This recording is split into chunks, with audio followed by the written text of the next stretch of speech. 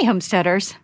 So it is about the 13th, I think, of January, and we are in Zone 7A in Walla Walla, Washington, and we don't normally get really, really cold temperatures. We get some snow, but it doesn't get bitter cold here, and we're having a huge cold snap right now. It was, I think my phone said -6 this morning when I woke up, but I just thought I'd give you a view of the farm in -6 degree temperatures.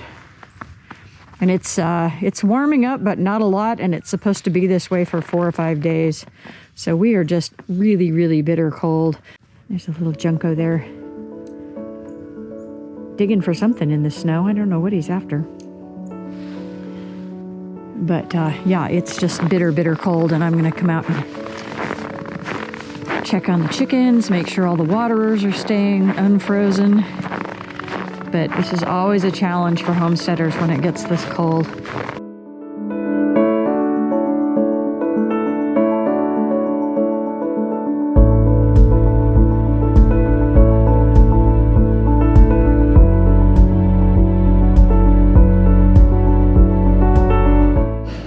Homesteaders, gardeners, and cooks. My name is Jennifer. Welcome to Miles Away Farm. Thanks for joining me in my kitchen. Today I am making for breakfast a sweet potato hash. And if you are new to making hashes and the only hash you've ever heard of is like corned beef hash, I just looked this up. It's kind of interesting. Hash is actually from the French word hacher, H-A-C-H-E-R. I'm not sure if I'm pronouncing that the way the French would. And it just means to chop or chopped. And so a hash is just basically a bunch of stuff chopped up and sauteed in a pan. A hash is a wonderful thing to have in your arsenal because it is the best thing ever for leftovers. It is a great way to use up leftovers and kind of clean out what you've got in your fridge. And today I happened to buy a bunch of sweet potatoes for a recipe that is going to be coming soon called a sweet potato pone. It's coming from a 1925 cookbook from my grandmother, which is really fun. Needless to say, I am rich in sweet potatoes right now. And so I decided to make this recipe. One thing to know about sweet potatoes is you'll see in the grocery store both signs for sweet potatoes and signs for yams. That is actually a marketing ploy and is not actually accurate from a botanical point of view. Yams, true yams, are grown in the tropics, and they are a completely different genus species. They're not even in the same plant family as sweet potatoes. Sweet potatoes are related to morning glories, so they're in the morning glory family. And you can get sweet potatoes that are white on the inside. You can get sweet potatoes that are orange on the inside. This is a purple Japanese sweet potato, which is white on the inside. And it looks really boring, but it is actually one of the sweetest and most delightful sweet potatoes out there. And so I have some of these as well. Off and on, I've grown sweet potatoes in my garden. And this year, I'm going to dedicate one of my raised beds to sweet potatoes and see if I get a nice harvest. Sometimes it's been kind of hit and miss. Sometimes it's great. Sometimes it's not. But don't worry about that interchangeability between the term yam and the term sweet potato, unless it's got kind of a rough brown sort of hairy outer coating and is usually in a completely different part of the produce section in the grocery store. You're not buying actual yams, you're buying sweet potatoes. It's just a weird marketing thing. So sweet potatoes, yams, in a grocery store, used interchangeably. Buy whatever you like. For flavor, I really like the ones that are orange on the inside, and there's a variety of different sweet potatoes that have that characteristic. The original recipe comes from Eating Well magazine, which unfortunately is no longer being published, and the original recipe, I believe, was vegetarian. I am adding a turkey sausage to this recipe. We raise turkeys, and sometimes we butcher really old birds, and the best way to eat those rather than roasting them because they're very old and tough is to just grind the meat and use it for turkey sausage. And so this is a homemade turkey sausage that does have some pork bacon ground into it as well because turkey is super, super lean. And so a little bit of turkey sausage. You could use whatever sausage you had on hand. You could leave it out. One of the kind of store-bought chicken sausages would be great in this. You could use andouille. You could use kielbasa.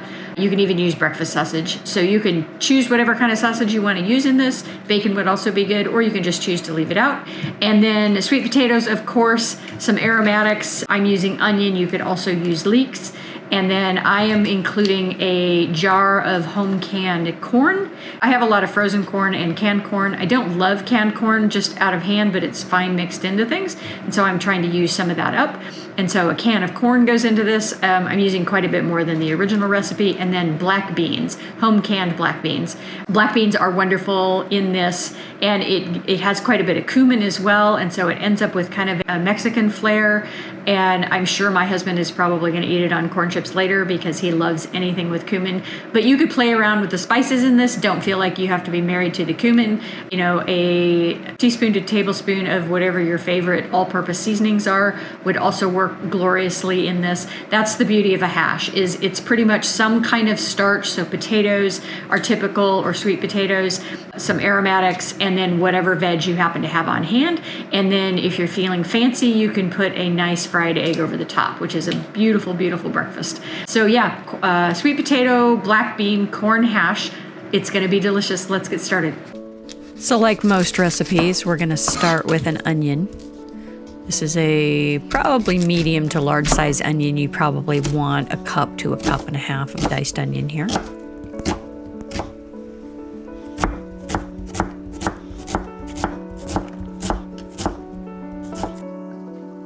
A little oil goes into our skillet. We're going to saute those onions on medium to medium high heat until they start to brown a little bit. And then this is one good sized peeled sweet potato, and I'm awkwardly cutting it into planks that are probably about a ½ inch wide. And then from there, I'm going to dice it. Basically, I'm looking for, bite-sized pieces. You don't want to go too big here just because they're going to be cooking in the pan. And so really big chunks are going to take a long time to cook. Get that all nicely diced up. Good pinch of salt in with your onions is always good to help get it to release the liquid, and obviously give it some seasoning. And then here's my turkey sausage. This is totally optional. This was still frozen in the middle a little bit, and so it took a little while to heat through and get it browned.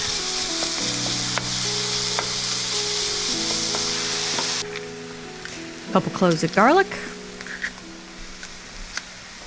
And then I'm looking for a little bit of browning on that sausage if I can get it, just for flavor.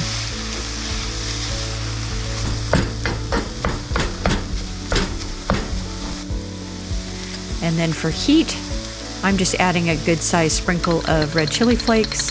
And then this is an entire tablespoon of cumin. If you're not a huge cumin fan, you can back off on that.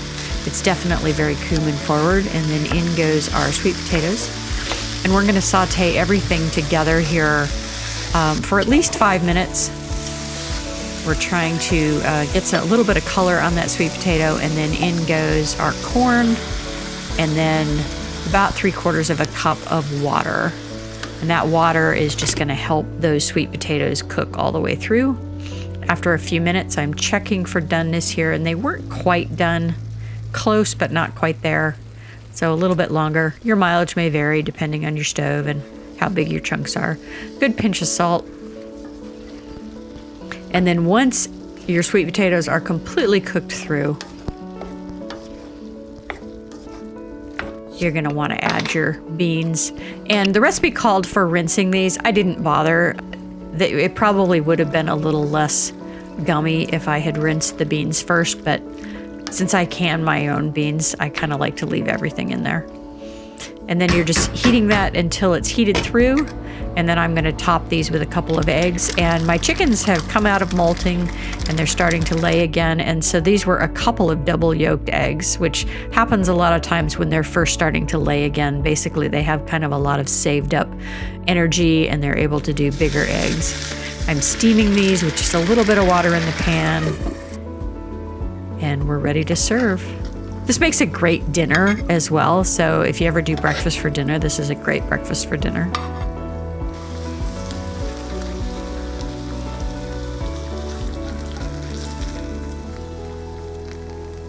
And nothing like a nice, soft yolked fried egg to make your day. Absolutely beautiful. This recipe is really simple. It's healthy. It comes together fairly quickly. Give this one a try, tribe. Thanks for watching. If you like this kind of content, leave me a thumbs up, subscribe, leave me a comment, and share. I have new content coming out every week.